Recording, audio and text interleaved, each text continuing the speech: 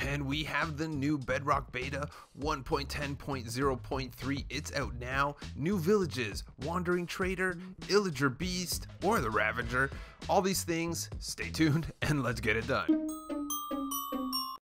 Hey there guys, Skippy here for Room Skippy 6 Gaming. Guys, coming to you from Rando Beta World that I just made, and how cool is this? We have the new villages, all kinds of new stuff. Guys, for this one here, let's go for 493 likes. I know we can hit that number because people have been waiting for this a while. So in addition to that, we got all kinds of new blocks here and some other stuff. We're going to go through every single one of these things after we do the changelog. The link to the changelog is below if you want to go there. I'm going to go over most of the changelog. There's a lot of bug fixes and scripting stuff that I'm going to skip past because we want to play with this stuff.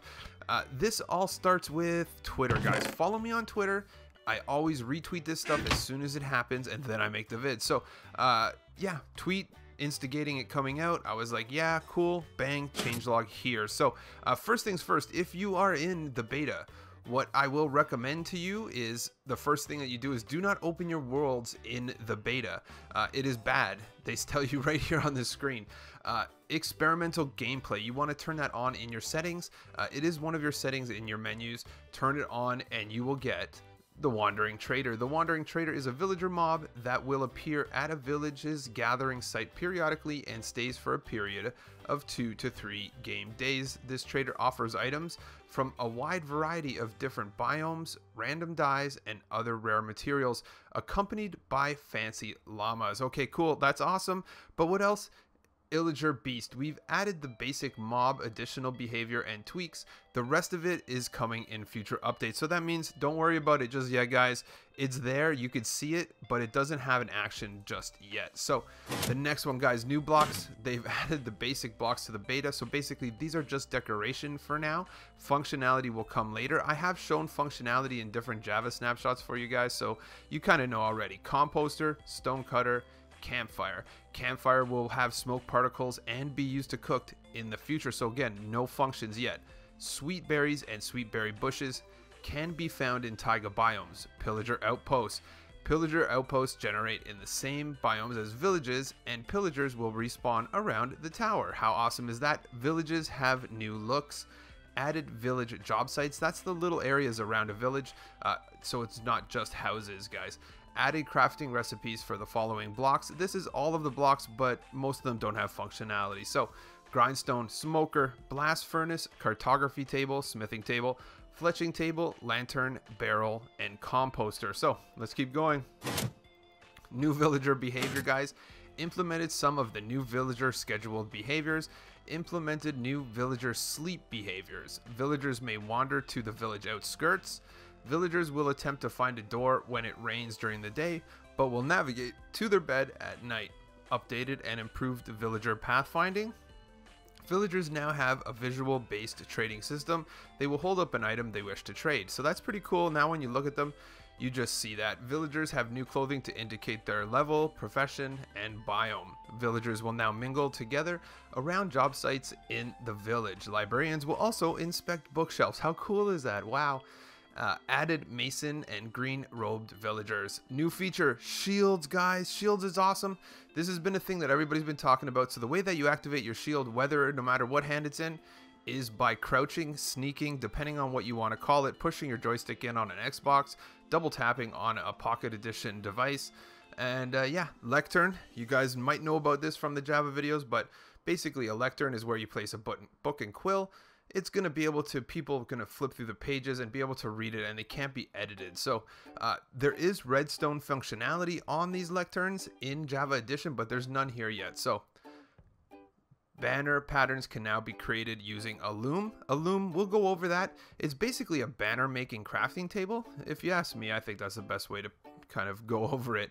Added new loom sounds. Pressing help button links to the relevant how to place sections. Added new wood blocks and striped wood blocks.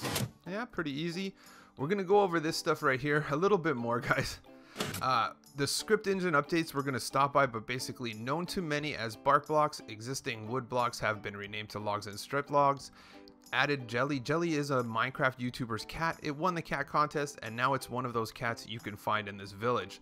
I feel like my wandering villagers leaving the village behind the scenes here.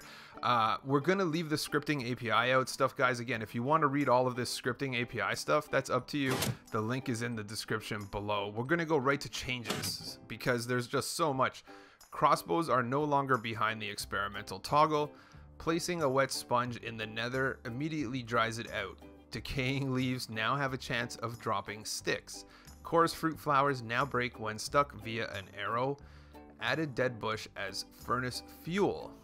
Rabbit stew and beetroot soup now have shapeless crafting recipes. So I think you just make it in any shape. That's pretty cool.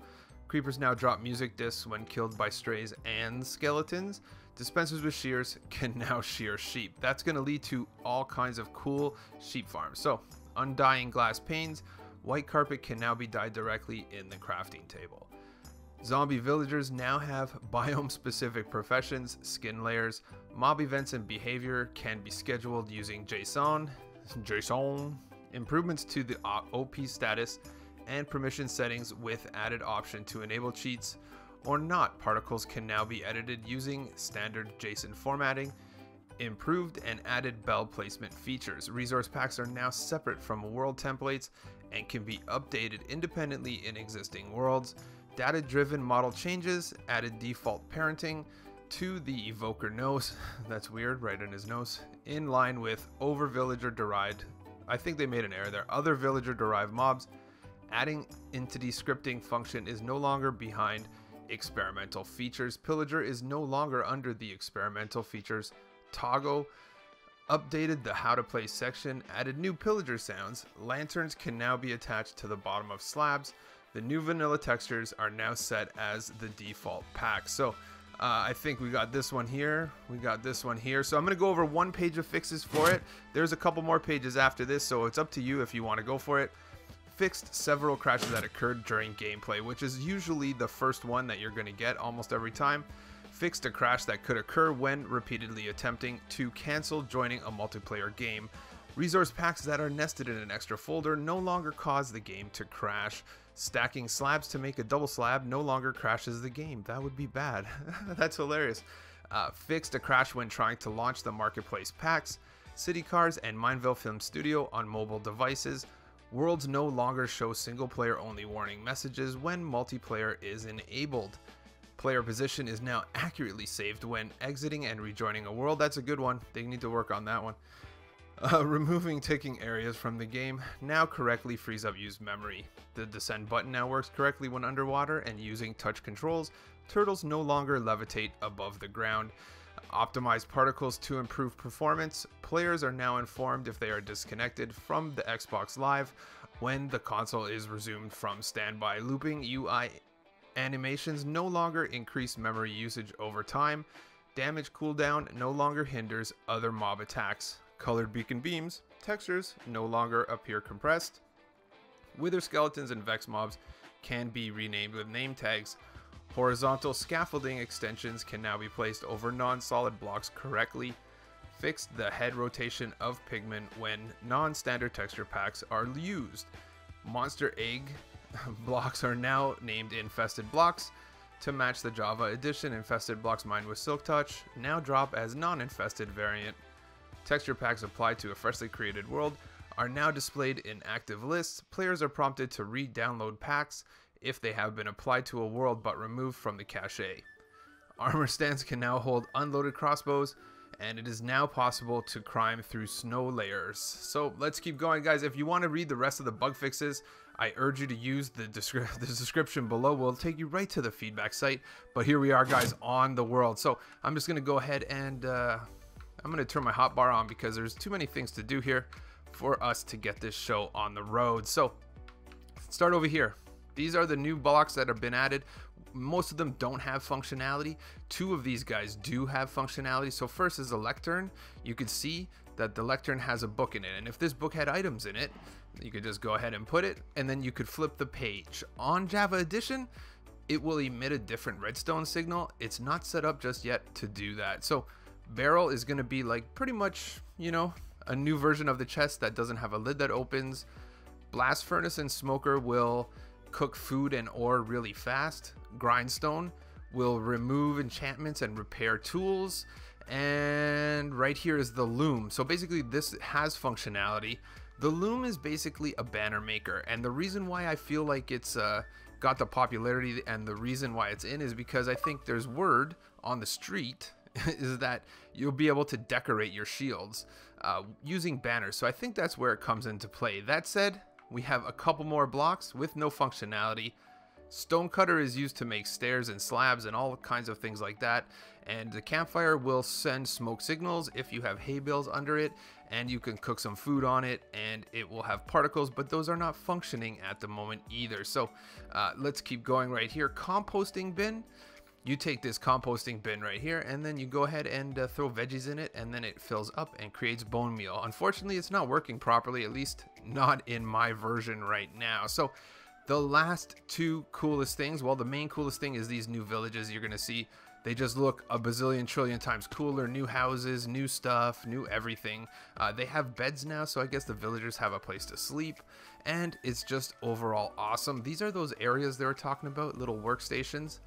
In addition to that, we have the two biggest things is the wandering villager. Where'd he go? See, he wandered. I'm telling you, he left. Where did he wander to? Oh, there he is. He's wandered away. So the wandering trader. This guy will trade with you. His trades are simple, as I've seen, and there's stuff that are basically based on the different biomes you go to. From what I understand, he trades emeralds every time I've seen him, but I've heard that he will trade for diamonds too on occasion. In addition to that, these llamas only come with him. You can't make this fancy stuff, this fancy garb, only with him basically. In addition to this, we have Illager Beast and Illager Outpost. I'm not going to hunt down an Illager Outpost at the moment, but I will show you a picture of one. They are super cool. Illagers will spawn around it and do all kinds of stuff. They pretty much raid villages. Basically, I think they're still perfecting the actual way that Illagers and Illager Beasts work. So we're going to let them play with that a little before we keep going down the road. So this is the Illager Beast right here. He doesn't like villagers. I'm going to tell you right now. I don't know if they've actually hooked it up. I guess they haven't because he's still here. So yeah, the Illager Beast used to attack villagers, I'm pretty sure. But he looks very docile right now in this version. I think they're going to fix up a bunch of stuff to do with him sometime soon and kind of figure out what role he is going to play in this. So I think we did everything, guys. We went over everything nice and quick. I feel super excited because, guys, I did this video the first time and I didn't turn on my mic. So I'm just telling you, this is the second time I'm talking about it, which is probably why it ended up being good if you ask me. But guys, smash the like before you go, subscribe, and stay tuned because when this stuff starts working, there'll be a video here.